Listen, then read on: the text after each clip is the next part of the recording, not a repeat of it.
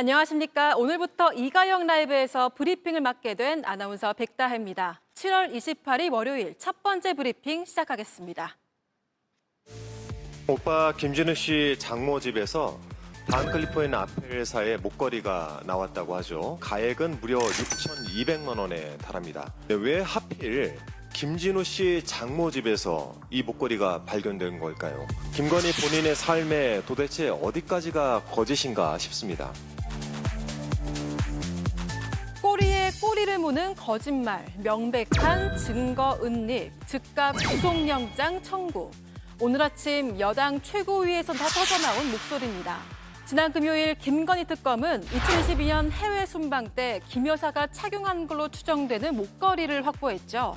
김 여사의 오빠 김진우 씨의 장모 집을 압수수색하면서 발견한 겁니다.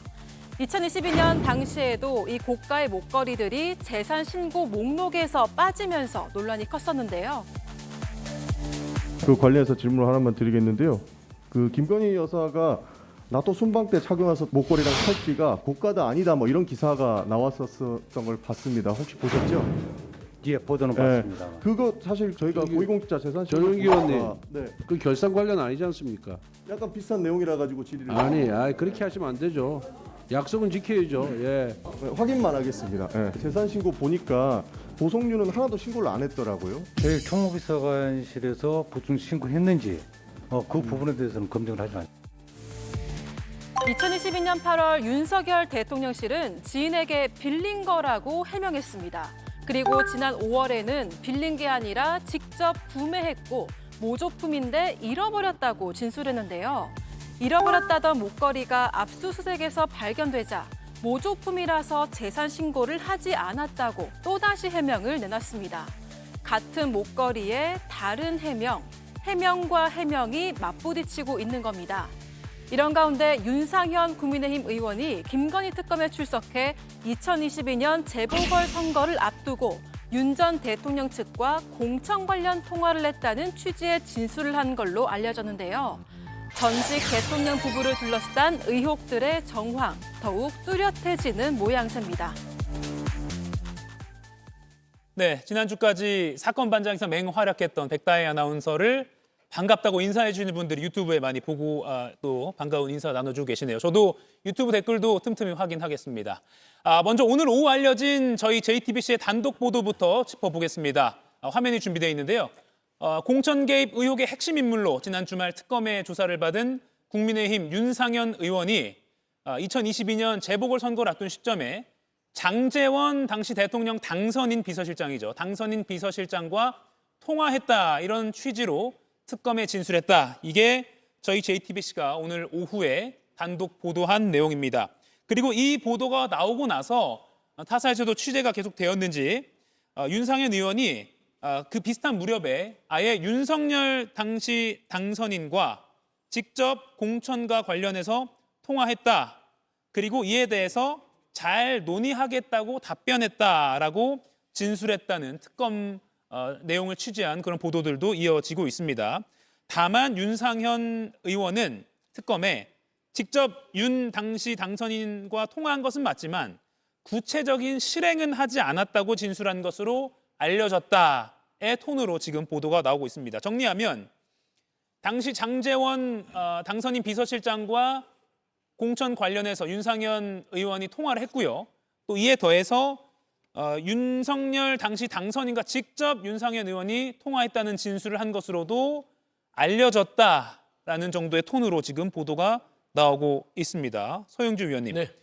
그러면 공천 개입 의혹이 정말로 많이 가까워졌다라고 봐야 될 중요한 기점 같습니다. 그렇습니다. 사실상 그 전에 명태균 씨와 윤석열 전 대통령 부부와의 관계에서 대선 경선이 있을 때 이제 여론조작 부분들이 있었고 그 대가로 김영선에 대한 어떤 공천, 재보궐이죠, 22년.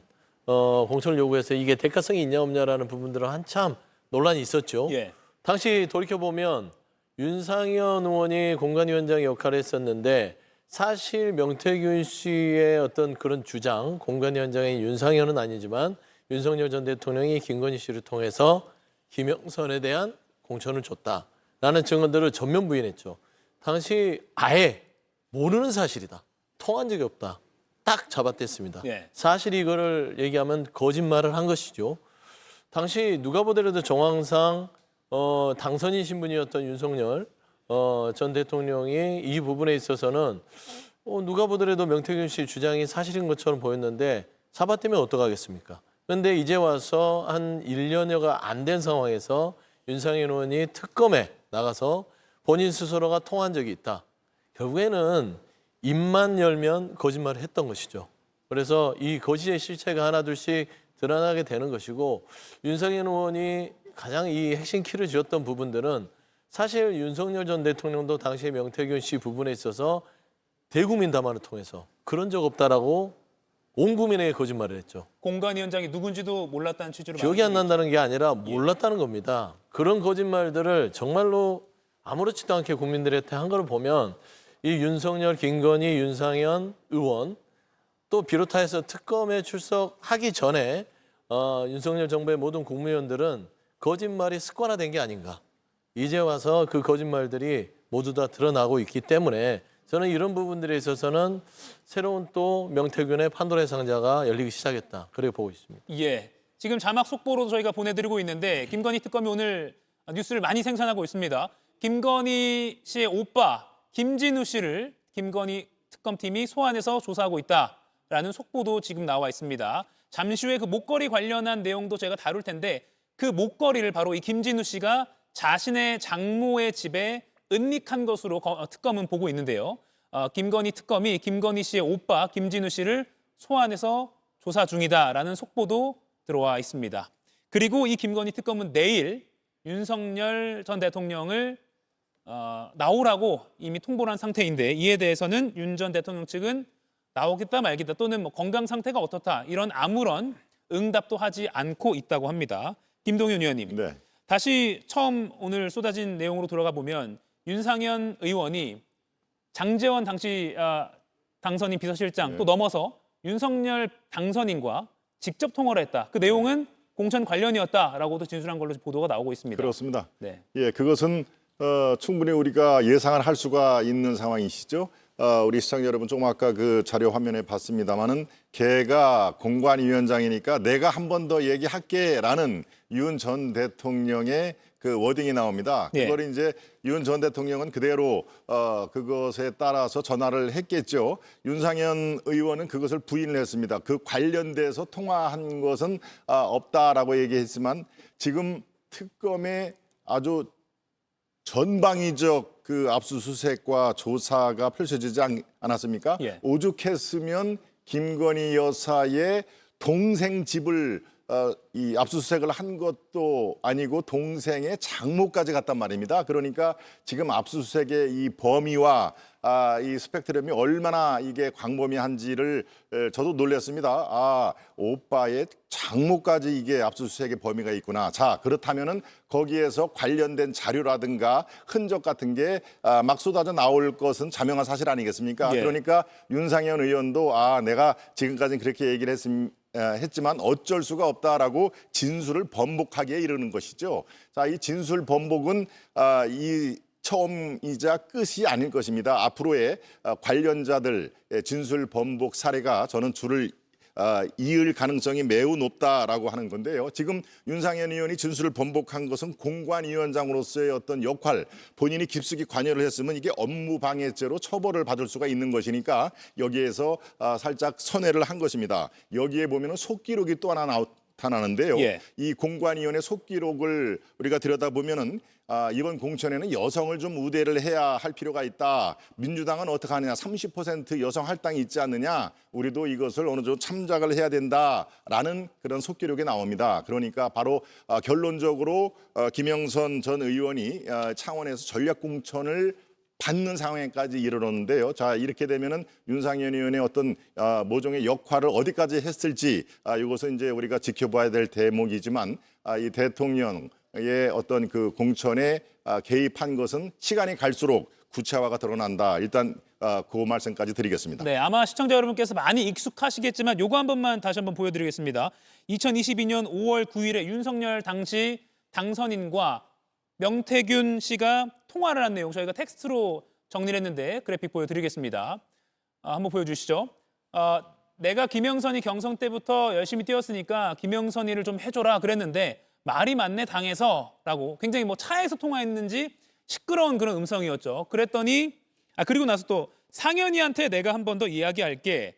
걔가 공관위원장이니까 라는 게 언론 보도를 통해서 이런 통화를 했다는 것이 나중에 드러났죠. 그리고 과연 이 통화 이후에 그렇다면 윤석열 당시 당선인이 이 말대로 윤상현 의원에게 윤상현 당시 공관위원장에게 통화를 해서 어떤 지시를 했겠느냐 했을 가능성이 높다 등의 추정은 나왔지만 뭔가 단서가 잡히지 않았었는데 바로 어제 김건희 특검에 출석한 윤상현 국민의힘 의원이 윤석열 당시 당선인과 통화한 게 맞다라는 진술을 한 걸로 알려졌다는 보도가 지금 나오고 있습니다. 그래서 이 부분 아주 핵심적으로 특검이 앞으로 수사를 끌고 갈 것으로 보입니다. 요거 하나 시청자 여러분께서 챙겨보셔야 될 것 같고요.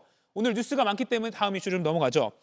목걸이 얘기가 계속 나오고 있습니다. 특검이 지난 2022년 김건희 여사가 나토 순방 때 찬 것으로 보이는 고급 반클리프라고 하나요? 그 고급 6천만 원 상당의 다이아 목걸이 이걸 김건희 씨의 친오빠의 장모의 집에서 압수수색을 통해서 발견했다라는 게 지금 나오고 있습니다. 박진영 의원님. 네, 김건희 여사 집도 아니고 김건희 여사의 오빠의 장모의 집에서 발견됐습니다. 네, 애초에 김건희 여사 쪽에서는 2022년 8월 같은 경우는 이게 빌렸다라고 이야기를 했고요. 올해 6월 같은 경우에는 이게 모조품이다 이런 이야기를 했습니다. 자, 목걸이를 빌렸으면은 주인에게 돌려줘야 되겠죠. 예. 모조품이라면은 저렇게 깊숙하게 보관해야 될 이유가 없지 않습니까? 그런 부분에서 계속해서 거짓말을 하고 있다라고 봐야 되고요. 물론 모조품인지 진품인지는 확인을 해봐야 됩니다. 첫 번째 저희가 이 오빠의 장모 집에서 나왔다라고 유추해 볼 것은요. 김건희 씨가 숨겼다라는 것과 그리고 지금 김건희 특검이 전방위적으로 압수수색을 통해서 많은 증거를 확보할 수 있을 것이다 라는 것을 저희가 유추해 볼 수 있습니다. 앞으로 네. 더 많은 증거가 나올 것이다 이렇게 생각해 볼 수 있고요. 두 번째는 이게요. 증거물에 해당될 수 있는 것을 은닉했다라고 이야기할 수 있기 때문에 증거인멸의 의혹, 즉 구속 사유가 될 수 있습니다. 그렇다면 김건희 씨가 검찰에 조사를 받아서 출두했을 때 구속될 가능성도 높아진다. 이렇게 해석이 되네요. 네. 방금 아까 사진 저희가 보여드렸는데 이 검은색 정장에 끼었던 그 사진에 나오는 그 목걸이입니다. 이걸 발견했다는 건데 아까 박진영 의원이 말씀하신 대로 처음엔 빌렸다고 했다가 그 다음에는 모조품이다. 그런데 빌렸다고 한 건 대통령실의 해명이었는데 김건희 여사가 스스로 대통령실의 해명을 자기 스스로 뒤집는 발언을 한 겁니다. 그렇기 때문에 이것도 왜 이렇게 뒤집었는지 이걸 또 특검이 판단해야 될 것 같은데 김기웅 의원님, 여당에선 증거인멸 시도 정황이다라고 의심을 또 하고 있죠. 오늘 발언도 나왔거든요. 아무래도 뭐 집안에 있던 상황에서 그 목걸이가 발견된 게 아니라 본인의 친오빠 그리고 친오빠의 장모 집에서 나온 거 아닙니까? 그렇다면 그 문제의 목걸이가 있었는데 이것을 숨기기 위해서 친오빠의 집도 아닌 친오빠의 장모 집까지 굳이 넣었다고 한다면 증거를 은닉하기 위해서 하고자 했던 그런 어떤 의도가 좀 다분하다. 여당 쪽에서는 그렇게 보는 것 같습니다. 예. 제가 볼 때는 근데 이 부분에서 아직 진품인지 가품인지 얘기가 지금 안 나오고 있습니다. 근데 제가 볼 때는 뭐 저는 잘 모르겠습니다. 진실은 뭔지 모르지만 처음에 대통령 측에서는 대통령실 쪽에서는 그걸 빌렸다고 얘기했는데 예. 만약에 김건희 여사 측에서 지금 말하는 것처럼 가품이었으면 그 부분에 대해서 그때 논란이 됐다고 해서 정상들이 모여 있는 그런 어떤 장소에서 그거를 가품이라고 얘기하기는 쉽지 않았을 것 같습니다. 네. 그렇기 때문에 지금 뒤늦게 이 부분에 있어서 진짜 가품이라면 가품이라고 얘기했을 가능성도 아예 배제할 수는 없다고 보고요. 우리가 이제 김건희 여사 관련해 가지고 관심이 가는 게 목걸이가 있고 또 구두가 있지 않았습니까? 예. 구두 관련해 가지고 건진법사를 통해서 통일교가 로비를 하는 데 있어서 명품 가방을 2개 줬는데 그것을 김건희 여사 측에서 구두하고 가방하고 좀 바꿨다 이런 얘기가 있지 않았습니까? 실제로 그때 바꾼 구두의 어떤 사이즈가 250mm라고 했는데 네. 이번에 김건희 여사 관련해서 압수수색을 해보니 신발은 또 260mm라는 거 아닙니까? 예. 그래서 그 진실이 어디 있는지는 특검 수사를 통해서 좀 봐야 되지 않을까 싶습니다. 그러니까요. 지금 특검이 그 목걸이가 진짜인지 아닌지를 또 확인하는 작업을 한다고 하는데 무슨 TV쇼 진품 명품도 아니고 특검이 정말 이렇게까지 해야 되느냐? 250, 260을 또 맞춰봐야 되느냐? 보는 국민들은 정말 참담할 수밖에 없는 그런 상황인 것 같습니다. 어쩌다가 대한민국이 이렇게 됐느냐? 참 참담하긴 하고요. 예. 그 진품, 가품, 뭐 60mm, 50mm. 저는 이게 그 본질에서 좀 벗어난 상황 같아요. 그러니까 진품이 뭐 어떻고 모조품이 뭐 어떻습니까? 중요한 거는 이걸 누구한테 받았느냐가 문제겠죠. 사실 모조품을 받았다 하더라도 본인이 직접 구매하겠다고 했으면 어디에서 샀는지, 예. 어떤 경로를 했는지 그걸 밝히면 되는 거예요. 그러니까 모조품이라 하더라도 통일교든 어떤 단체로부터 삼자에게 어떤 청탁의 대가로 뭘 받았습니다. 그게 진품일 수도 있고 모조품일 수도 있죠. 속는 건 김건희 씨의 어떤 뭐 사정인 것이고 중요한 거는 그거를 받아서 본인이 착용하는 부분들이 이 여러 가지 샤넬부터 디올백부터 우리가 봤지 않습니까? 받기를 그렇게 뭐 이렇게 상가하지 않아요. 그러니까 결국 지금 수사의 관점은 진품이냐 가품이냐의 어떤 관점보다는 이 반 클리프 목걸이를 누구한테 받아서 어떤 청탁을 받았는지 저는 그런 부분들을 먼저 해야 되고 그 이후로 통일교가 목걸이를 건넸던 부분 또 다른 거잖아요. 예. 이런 부분들을 뭐 빌렸다라는 말이 있었기 때문에 통일교 측에서는 빌리지 말고 이거 쓰세요 하고 줬다는 거 아닙니까? 그러면 그 받았던 것도 어떤 그 성의로 준 게 아니라 당시 통일교가 어떤 그 캄보디아의 사업, 그다음에 방송사 인수 이런 건들에 대한 청탁이 있었다는 어떤 여러 가지 혐의가 있기 때문에 저는 반 클리프 목걸이의 진품 가품보다는 누구한테 어떤 청탁을 받고 받았는지 그걸 가리는 게 네. 본질이다. 그런 말씀 좀 드리고 싶습니다. 예.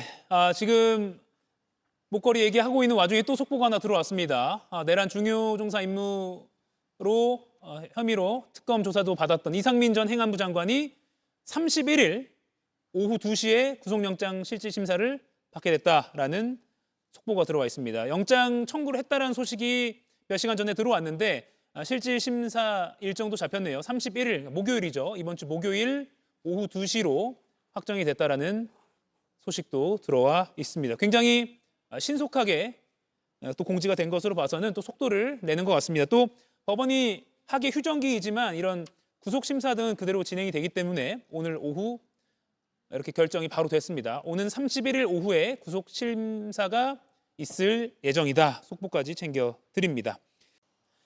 이가혁 라이브를 시청해 주셔서 고맙습니다. 이가혁 라이브는 평일 오후 5시 TV와 유튜브로 실시간으로도 함께 하실 수 있습니다.